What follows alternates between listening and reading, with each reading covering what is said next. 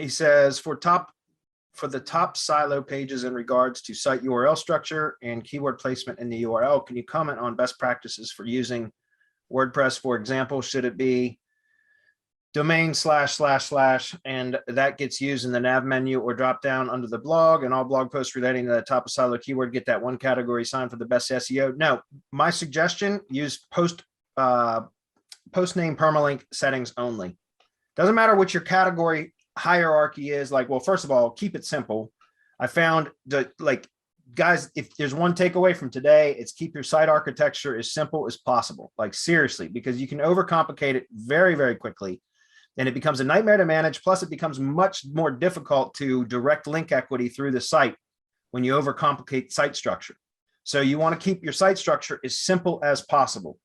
Number one. Number two is use the post name only URL structure. That's what I recommend. You can still look, Google likes succinct domains, like, or URLs, right? So, and there's really no need to show what is called the physical silo structure, right? Which is where it shows in the URL, like the hierarchy of how the content is stacked, or the, you know, the taxonomy structure of the actual URL. That's when it all shows, which would be like custom post name structure, permalinks, custom permalink with like category / post name in WordPress settings. But again, we probably 3-4 years ago switched to just doing the post name permalink structure, and it's a lot better, I think, because it's a shorter URL. Google likes that. I think it's better for users too, for the most part. And like I said, you also want to keep your site structure as simple as possible. And like, I don't like that, because look, you're talking about top of silo keyword is 3 directories deep. And that's not good for SEO, because then any supporting articles beyond that, because you're saying top of silo keyword, and I don't know how supporting articles would be 4 levels deep at that point. Like, I don't even understand what that, and again, I'm not trying to pick on you, but I don't know why there would be a blog in the URL to begin with, right? Because a blog, like, typically it's going to be domain.com / whatever category is, and then / your posts. And that's in a simple silo structure. If you're doing complex silo, where you're using categories and subcategories, then you might have domain.com / top level category / subcategory / post. But again, you think how quickly those URLs become way overcomplicated and super long. And it's also easy to over optimize URLs that way. So it's better to just, first of all, keep a simple silo structure. So top level category / posts. That's it. Now, if you need to use a complex silo, so you have top level category, child categories, and in posts, which in some cases that's necessary, then still I would recommend that you just use the post name permalink structure, because then it's just domain.com / post slug, right? And so you avoid over optimizing the URL, which is really easy to do nowadays. Does that make sense? So I don't know, Marco, what do you say? No, absolutely. People ignore the distance graph algorithm, and that's where Google talks about the ranking score. It was the original 2015, and then it was updated to 2017, 2018. Well, I would say 2018, because that's when Google dropped the PageRank patent. I'm not saying that Google stopped accruing PageRank. They dropped it and incorporated it into the distance graph algorithm and the ranking score algorithm. And why nobody talks about this is beyond me. I don't hear people talking about the why. And the why is that when you have blog and when you have category and you have top silo keyword, what you're giving Google the signal is that the top silo keyword is not important, because it's 3 hops away from your most important page on the website, which is mydomain.com, and 2 hops away from your next most important page, which is like, these are the signals that you're sending Google. Category, if you're going to do it complex, you got to move the category over to make sure Google understands that it's the next highest page on your website is the category, right? And then go from there. But you're still 2 hops away from the main site.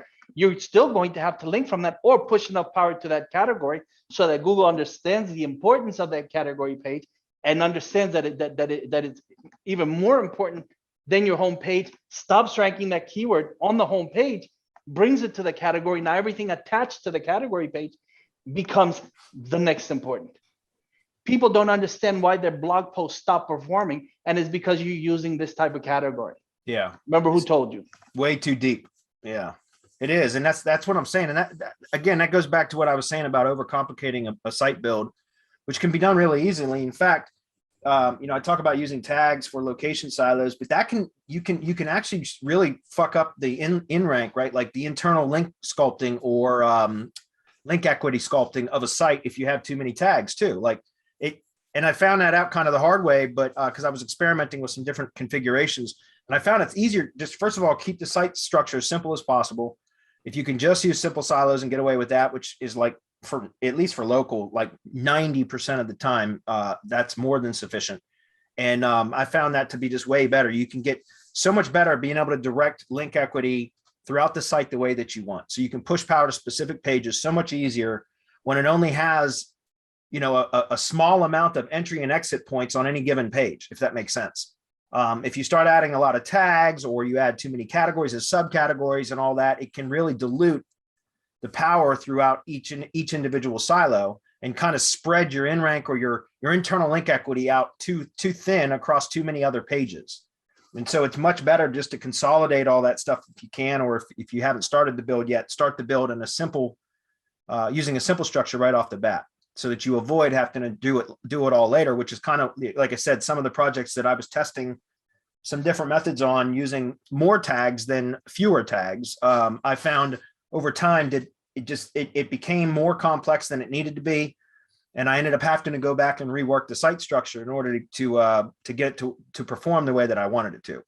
So, I've evolved. My opinion on that has evolved in the last few months. So.